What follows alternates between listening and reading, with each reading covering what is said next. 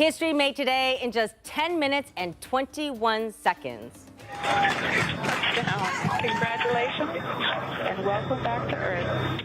Oh, such beautiful words. An all-female crew went to space and back for just under 11 minutes this morning. Singer Katy Perry, along with CBS Morning's anchor Gayle King, among this star-studded historic mission that included 4 other women. Certainly the big talker today. Dr. B from COSI, Dr. Frederick Bertley joining us.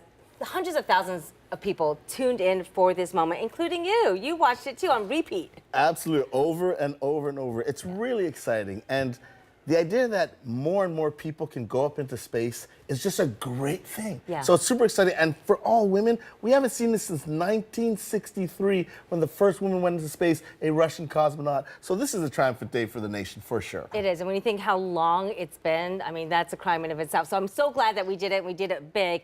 But bigger picture here, like for the science industry and the space exploration, what do you think this is doing for future generations? Well, you know what? One of the things we talk about at COSI and elsewhere in this concept of role modeling is if you can see it, you can be it. And so now you got not just people from all backgrounds, but especially girls can see themselves as possibly going up in a rocket ship. Now, you might be an astronaut, you might not become an astronaut, but the idea is that possibilities are endless, and that's why this is so exciting. And I know at COSI, you guys are such supporters of the word catalyst. I mean, this is catapulting kids into that world. And of course, named after John Glenn, you have a Catalyst Award, right? Well, that's exactly right. We have the Catalyst Award coming up soon, named after the Honorable John Glenn, our amazing first American person to circumvent the Earth safely, and he came back because of Katherine Johnson, an African-American mathematician. So we named that, and he was a true catalyst for this nation, and that's what today shows. It's really a catalyst to get people excited, because normally you have to be an astronaut and spend all kinds of training, and let me be clear,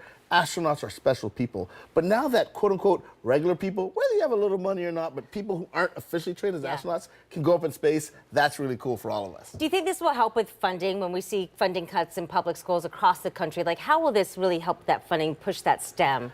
Listen, you called it. How many millions of people were watching this live when it happened? If that doesn't excite people to fund STEM, science, technology, engineering, arts, STEAM, and mathematics, I don't know what will. And I know something else you're excited about, Dr. B, is sharks. They swam in this weekend to COSI. Talk about the new exhibit. Let me tell you, we just opened Sharks this weekend. It's our partnership with the American Museum of Natural History out of New York City, the #1 natural history museum in the world, working with the #1 science center in this country to bring you sharks. You need to come to get your bite on, because it's phenomenal.